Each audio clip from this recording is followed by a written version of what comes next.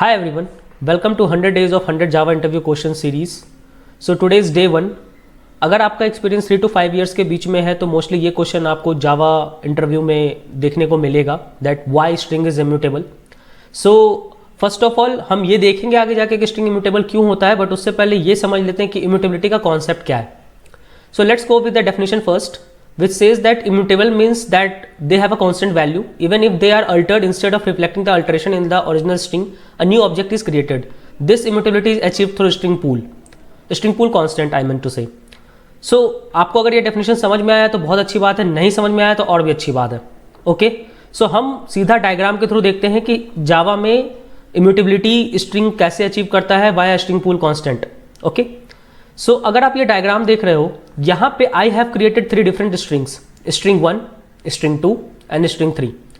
I have assigned value Ashutosh in string 1 and Ashutosh in string 2 and Ram in string 3. Okay, so जैसा कि हम लोग जानते हैं जो भी हम जावा में ऑब्जेक्ट्स वगैरह क्रिएट करते हैं वो एक पर्टिकुलर मेमोरी लोकेशन पे स्टोर होता है which is known as heap, and inside heap also we have a special memory called string pool constant. So जो भी हम स्ट्रिंग क्रिएट्स करते हैं वो सारे स्ट्रिंग लिटरल्स, सारे उसके वैल्यूज वो जो क्रिएट होते हैं वो स्ट्रिंग पूल कांस्टेंट में क्रिएट होते हैं. ठीक है, तो अभी अगर आप देखोगे कि मैंने एज सुन as string s1 equal to Ashutosh लिखा, सो सबसे पहले ये चेक होता है बिहाइंड द सीन कि क्या स्ट्रिंग पूल कांस्टेंट में आशुतोष नाम की कोई वैल्यू एग्जिस्ट करती है या नहीं करती है. अगर कोई वैल्यू एग्जिस्ट नहीं करती है तो वो आशुतोष नाम को ऐड कर देगा स्ट्रिंग पूल कांस्टेंट में. और अगर let's say when I wrote string s2 equal to Ashutosh, then again the same check will be performed to check whether the Ashutosh exists in the string pool constant or not. So यहाँ पे इसको लगेगा कि okay Ashutosh exist करता है string pool constant में, तो just इसका रेफरेंस रिटर्न कर दिया जाएगा. सो इस डायग्राम से और एक थर्ड सिनेरियो देख लेते हैं जहाँ पे मैंने एक तीसरा स्ट्रिंग बनाया राम, जिसको मैंने इंसर्ट किया एंड वो एग्जिस्ट नहीं करता है स्ट्रिंग पूल कांस्टेंट में. That's why a new value gets inserted into the pool constant which is called RAM. तो इस डायग्राम से ये तो क्लियर हो गया कि if we want to if we create 10 different strings having the same value, it will be pointing to the same string literal in the string pool constant. हम 10 different string pool constant को point नहीं कर रहे होंगे. ठीक है, इस diagram से आई थिंक ये तो क्लियर है. Moving to the next diagram which is diagram 2. Okay, यहाँ पे वो सेम वेरिएबल्स है. Okay, s1, s2, s3 and s4. इसके बारे में हम बाद में बात करेंगे which is we create string via 2 ways. First one is the string literal and second one by using the new keyword. So अगर आप new keyword के थ्रू क्रिएट करते हो तो ये आपके अगेन हीप में स्टोर होगा, not in the string pool constant. But हम बात कर रहे हैं अभी इम्यूटेबिलिटी के बारे में, तो we will stick to the topic. अगर हम s1 इक्वल टू कुमार की बात करें यहाँ पे, तो हमारा पहले s1 में वैल्यू था Ashutosh which we overrided with Kumar. तो अगर आप देखोगे तो पूल कांस्टेंट में क्या हुआ कि हमने सेम ओरिजिनल जो वैल्यू थी उसको ओवरराइड नहीं किया, हमने एक नया वैल्यू इंसर्ट किया हीप में which is Kumar. Right, so that's how this string pool constant works. Now अगर आप इस दोनों डायग्राम को अपने माइंड में रखोगे तो इससे 2 चीजें हम डिराइव कर सकते हैं. पहला चीज ये है कि for if we create 10 variables having same values, अगर उसके वैल्यू सेम है तो स्ट्रिंग पूल कांस्टेंट में एक ही वैल्यू और एक ही स्ट्रिंग लिटरल क्रिएट होगा एंड हमारे सारे 10 वेरिएबल्स उसको रेफर कर रहे होंगे. दूसरा ये कि अगर हम उन 10 वेरिएबल में से किसी एक वेरिएबल की वैल्यू चेंज कर दें, इसका मतलब ये नहीं है कि उन 9 वेरिएबल्स की वैल्यू चेंज हो जाएगी, बल्कि whenever we change that one variable value, एक नई वैल्यू इंसर्ट होगी स्ट्रिंग पूल कांस्टेंट में. ठीक है, तो this is what immutability definition also says कि अगर एक बार जो आपने स्ट्रिंग क्रिएट कर दिया उसकी वैल्यू चेंज नहीं हो सकती. जब भी आप नया वैल्यू उसको असाइन करोगे एक नया स्ट्रिंग बेसिकली इंसर्ट हो जाएगा स्ट्रिंग पूल कांस्टेंट में.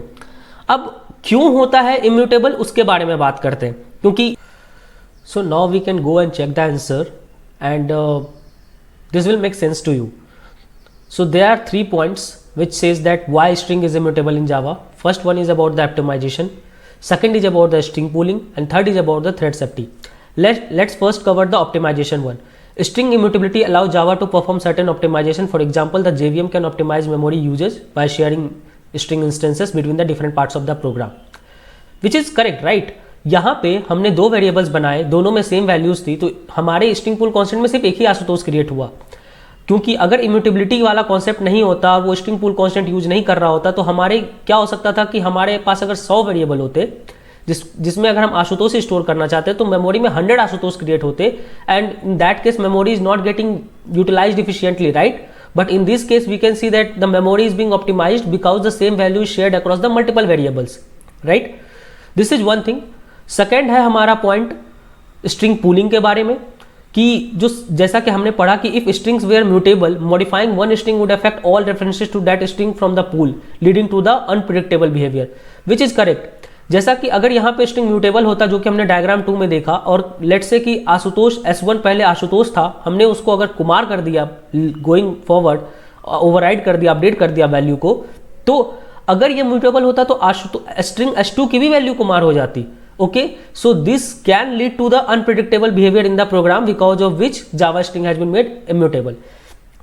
Third is the thread safety. Since string cannot be modified after creation, बात सही है, एक बार string बन गया pull constant में, उसको modify नहीं किया जा सकता. They are inherently thread safe. Multiple threads can share the same string without worrying about the synchronization, which is correct. एक बार स्ट्रिंग बन गई, they can be use by multiple threads, because ये अपडेट नहीं होने वाला। जब भी कोई नई अपडेट होगी, जब भी कोई हम वेरिएबल में वैल्यू चेंज करेंगे, एक नया वैल्यू ही इंसर्ट होगा स्ट्रिंग पूल कांस्टेंट में। तो this is basically also the thread safe. So you can provide these 3 points basically to the interviewer when you have been asked that why string is immutable in Java. And if you want this kind of PDF, just let me know. Just put comment on this post, like share or something, and I will share this PDF with you. Okay, and stay tuned for the next video. Thank you so much.